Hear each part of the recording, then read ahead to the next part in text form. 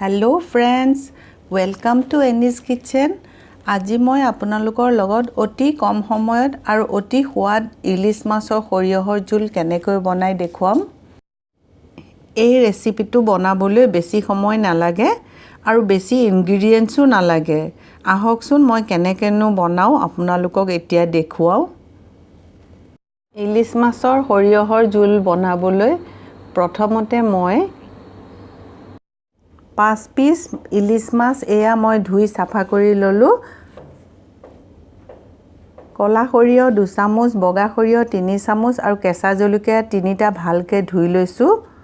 ক'লা সৰিয়হ, বগা সৰিয়হ আৰু কেঁচা জলকীয়া কেইটা একেলগে পিচি ল'ম। এতিয়া ক'লা সৰিয়হ, বগা সৰিয়হ আৰু কেঁচা জলকীয়া পানী দি শিলপতাত পিচি ল'লোঁ। চেনি ডাঙৰ চামুচৰে 1 চামুচ, কালজিৰা আধা চামুচ, নিমখ সোৱাদ অনুসৰি লৈছোঁ, মিঠাতেল 3 টেবুল স্পুন, কেইটামান পকা পকা জলকীয়া অলপ ফালি ফালি লৈছোঁ আৰু হালধি 2 চামুচ ল'লোঁ। এতিয়া মাছখিনি মই নিমখ আৰু হালধি দি ভালকৈ মই সানি ল'ম।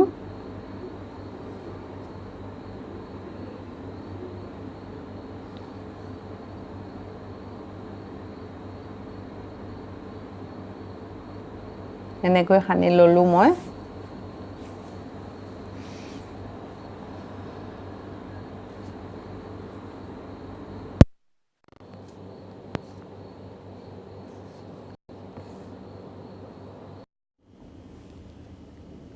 এতিয়া মই মাছখিনি তেলত ভাজি ল'ম।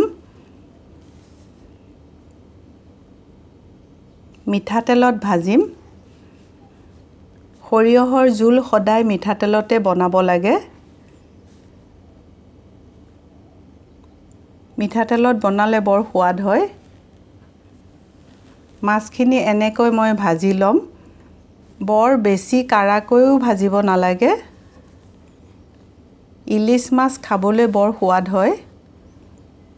বহুতে বহুত ধৰণে বনায়। মোৰ এই ৰেচিপিটো একেবাৰে চিম্পল। হঠাতে আলহী আহিলেও 10 বা 15 মিনিটৰ ভিতৰতে বনাব আপুনি পাৰে। টেষ্টটো জ্বলা আৰু মিঠা হয়, বৰ সোৱাদ হয়। ইয়াত আদা নহৰু একোৱেই নালাগে। ইলিচ মাছৰ নিজৰে এটা সোৱাদ থাকে।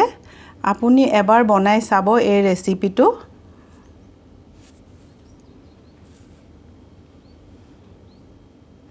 মাছখিনি ফ্ৰাই কৰা হৈ গ'ল।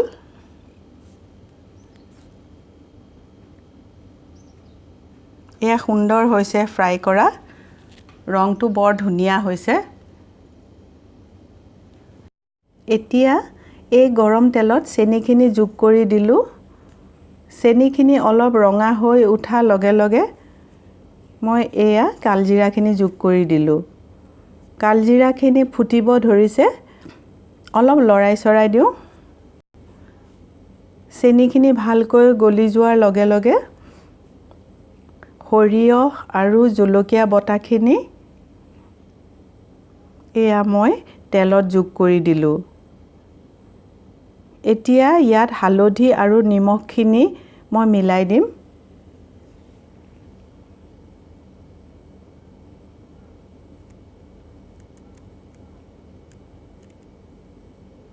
হালধিখিনি মই মিলালোঁ আৰু অলপ লৰাই চৰাই দিওঁ।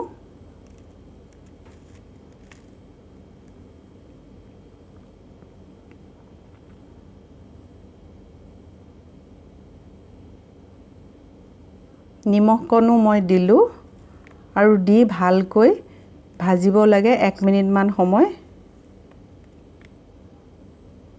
এতিয়া মই পকা জলকীয়াকেইটাও মিলাই দিলোঁ। পকা জলকীয়া দিলে তৰকাৰীখন চাবলৈ বৰ ধুনীয়া লাগে। এতিয়া ভজা মাছখিনিও মই যোগ কৰি দিলোঁ। মাছ দি লৰাই চৰাই ঢাকন মাৰি 3 মিনিটমান সিজাম কম জুইত। ঢাকন মাৰি 3 মিনিট সিজাম। 3 মিনিট হ'ল।